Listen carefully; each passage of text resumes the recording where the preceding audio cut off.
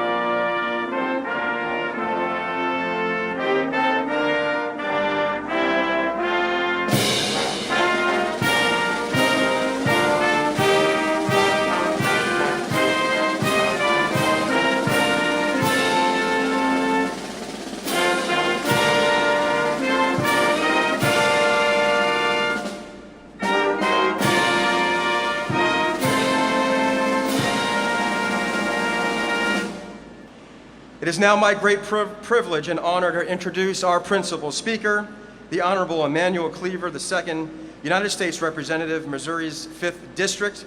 He represents the city of Kansas City and is the former mayor of that great city. Sir, it is a pleasure to have you here in South Alabama and here in Mobile and participating in this ceremony.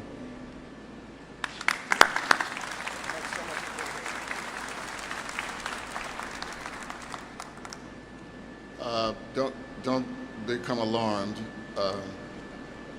This is not all.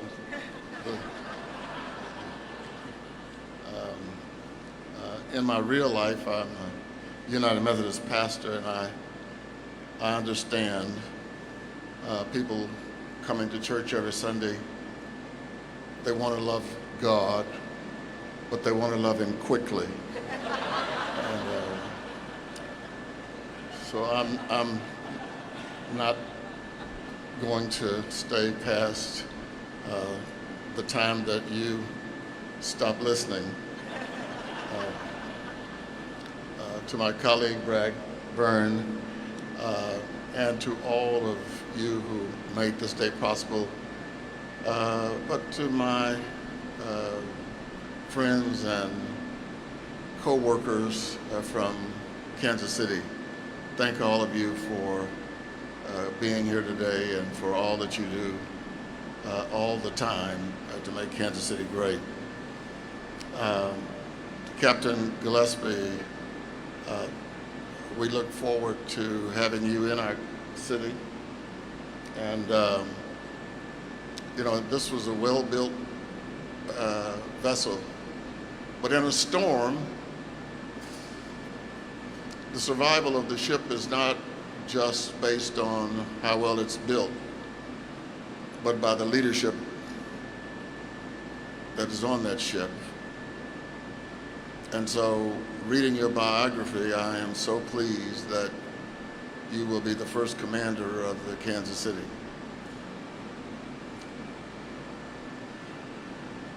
There are few moments in one's life to participate in or become a witness to history in real time.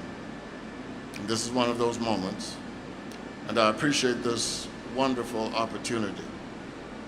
This spectacular ship, named after Kansas City, the largest city in Missouri, which is located euphemistically at the junction of jazz and at the boulevard of barbecue, will soon transfer into the waters and become a part of this great Navy. Good luck and safe travels. Now, let me just say, I think there has been, frankly, unfair pressure placed on Mrs. Davidson to break the bottle on the first try. I think it's unfair, it's unnecessary, and we should not in any way put pressure on her. This is her first try, and just because it will be recorded in history for all times, there's no reason for this pressure. The U.S. Kansas City, by the time it is retired decades from now, without a doubt, will carry with it many stories and journeys that only a few are privileged to make. I am proud that the Navy chose Kansas City, a city I represented as mayor during the 90s, as its mayor, and now as its member in Congress. Kansas City shares a unique history with the Navy. There's one story in particular that comes to mind regarding the Darby Steel Corporation and the Kansas City West Bottoms. In the 1940s and 50s, Darby produced LCTs, the landing crafts of tanks, during World War II. These LCTs were used in various missions and invasions across the globe. History states the skilled craftsmen and women, mostly women at that time, would build a ship in a day and then float them more than 1,000 miles along the Missouri and Mississippi rivers until they reached the Gulf of Mexico. It was the biggest shipyard operation in the entire Midwest region. And as told by two reporters, Haskell and Fowler, in one moving story, the company built about 60 of these vessels in Kansas City and Leavenworth for the Navy during World War II. However, the ships were relegated to the docks because the water was too low to sail them downriver. The Navy needed those vessels, and right away, so they found a dam in Fort Peck, far up way in Montana, and ordered the water released from the dam. The water was released, but by the time it traveled all the way to Missouri, it only increased the water level by 1 inch.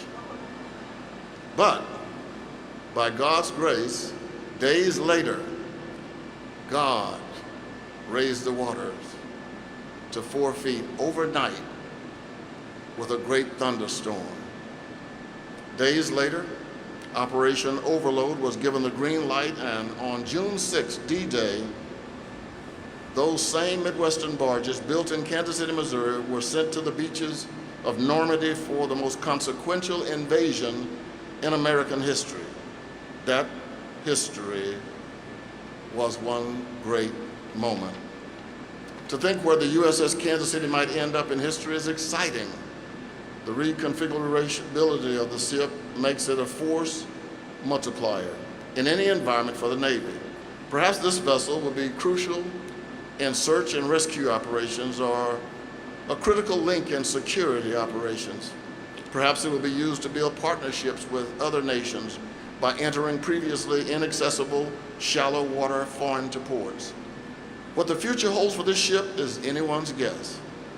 What I do know, without a doubt, is that the brave men and women who took an oath to uphold the Constitution and protect you and I and the liberty we hold so dear are the true heroes and protagonists of this story. They are the ones who will be making history. They are the ones who will serve on this ship and who will make all of us from this nation proud, but especially those of us from Kansas City. As you know, this is not the only vessel named in honor of the Show Me State. The USS Missouri, also known as the Mighty Mo, serves as a maker in history. It was the last battleship commissioned by the United States and is remembered to this day as the site where Japan formally surrendered, ending World War II. In fact, over 30 ships have been named after the state of Missouri, its cities, places, and people, including one of my personal inspirations, President Harry S. Truman. As I close, I want to convey that this ship will sail with the support of the entire city of Kansas City. Any sailor who steps aboard the USS Kansas City will find themselves an honorary Kansas Cityan and a constituent of mine, a voting constituent of mine. Go therefore, USS Kansas City. May the winds always be at your back. May the sun always shine on your deck. May you be held in the palm of God's hand. And God, please help Tracy break the bottle in one try. Thank you very much.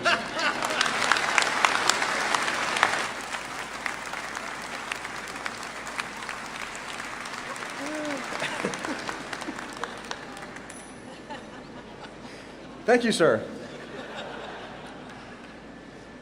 I don't have to say it again now. You got God involved. That's great. Thank you, sir. It is now my honor to introduce our ship sponsor, Mrs. Tracy Davidson, a native of Missouri who graduated from Southern Methodist University. Tracy has committed her life to her family, steadfastly supporting her children and husband as he'd advanced at the highest levels of our nation's military, which, as said before, has taken her through 22 different homes.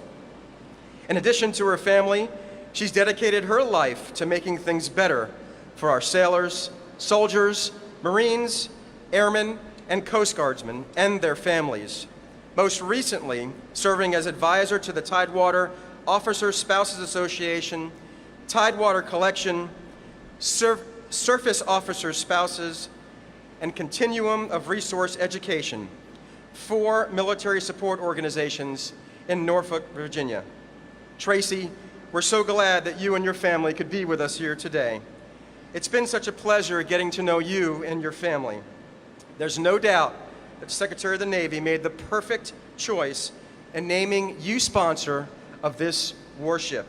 Ladies and gentlemen, Mrs. Tracy Davidson.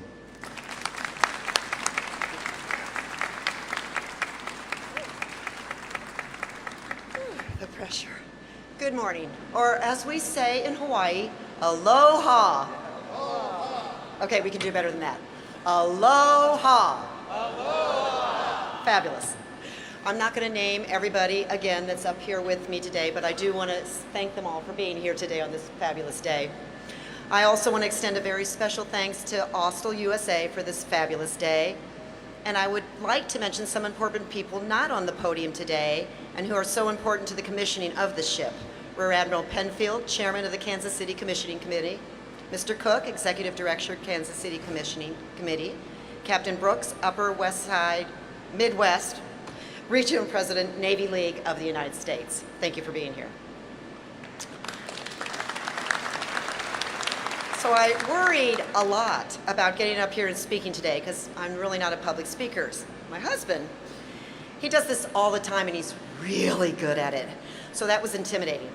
And then I thought, what could I possibly say that these people, important people that have spoken already, and make it interesting? And that was very intimidating too.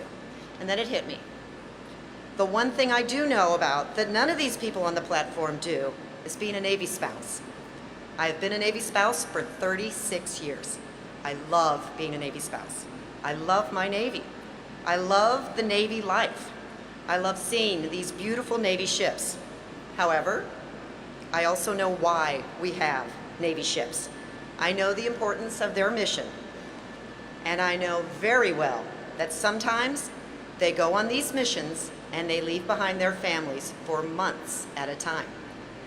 We, as Navy spouses, take care of the home front because that's what we do, our mission, so to speak. And all that working together, those that go to sea and the families that make the sacrifice of remaining behind, makes my Navy, makes our Navy the best Navy in the world.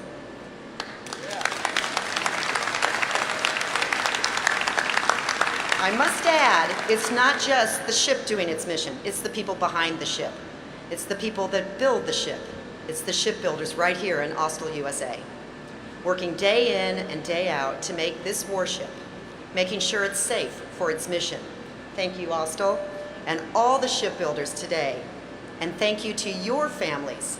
Without all of you, we would not be sitting here in front of this beautiful ship. And once she's built, she will be handed off to the captain and the crew and to do her mission. I know Commander Gillespie would rather be sailing this ship right now than sitting here on the platform. As a spouse of a Navy sailor, and now the sponsor, a little excited about that, of the USS Kansas City, I couldn't be prouder. I promise to support this ship throughout her life. I will be watching her as she does her mission. And I have a feeling the shipbuilders at Austell and the citizens of Kansas City will be doing so too. Now let's get this thing christened. And it's amongst the oldest traditions of the United States Navy. It marks the ship's transition from a mere hull number LCS-22 to a ship with a name and a spirit of her own. Seafaring nations across centuries have maintained a tradition of formally dedicating a ship into their fleet. The ship will begin her new life at sea, infused with their sponsor's spirit. Through today's ceremony, we commemorate this important milestone in the life of the future USS Kansas City. For the United States of America, I christen thee Kansas City. May God bless this ship and all who sail in her. It's all about location. Hands down on the bottom. There you go. All about location.